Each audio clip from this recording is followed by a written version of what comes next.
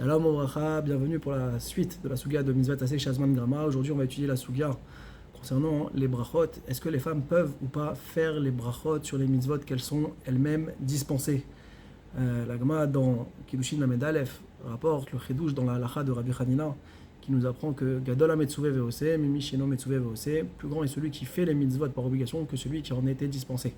Et Rabbi Yosef, qui était aveugle, pensait au départ dire que je loue Rabbi Houda, l'opinion de Rabbi Houda, et tout celui qui pourrait lui apporter une preuve pour me dispenser des mitzvot, parce qu'il pensait que c'était plus grandiose. Tosfot va apprendre là de l'hypothèse de départ de Rabbi Yosef, que si jamais on dit qu'il n'était pas possible de faire les brachot quand on en est dispensé, comment comprendre la joie et l'enthousiasme de Rabbi Yosef, de dire qu'on le dispense des mitzvot?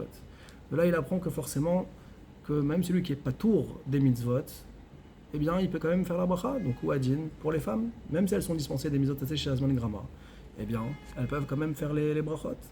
Et une des preuves, c'est que le Rosh a voulu apporter en disant que la Gemara, dans Baba Kama, nous dit que celui qui veut être considéré comme un chassid, alors qu'il applique les millets des brachot.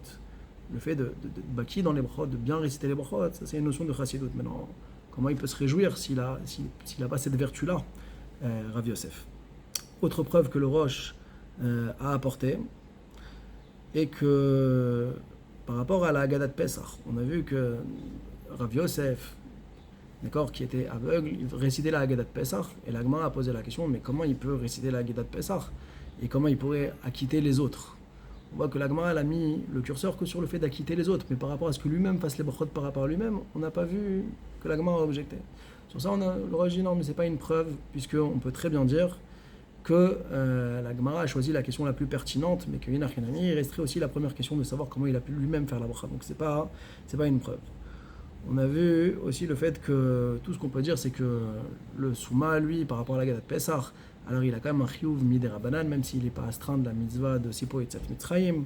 Donc ça le rend quand même bar chiyuva. Donc de là, on ne pourrait pas généraliser pour une femme qui, elle, n'est pas du tout astreinte à la mitzvah. On a pu voir aussi le fait que lui, le Souma, il n'est pas tour de toutes les mitzvot. Et donc, il n'est pas lié du tout à la Torah d'Israël. Ça pourrait donner l'impression qu'il n'est pas du tout lié à la Torah d'Israël. Alors que les femmes, elle a quand même les autres mitzvot positives, celles qui ne sont pas liées à Zman Grama.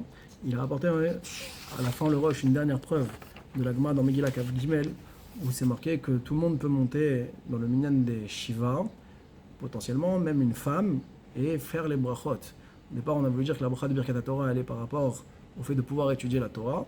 Et donc on voit bien que les femmes sont dispensées du Talmud Torah, et pourtant on voit qu'elles peuvent faire la bracha de Birkat Torah.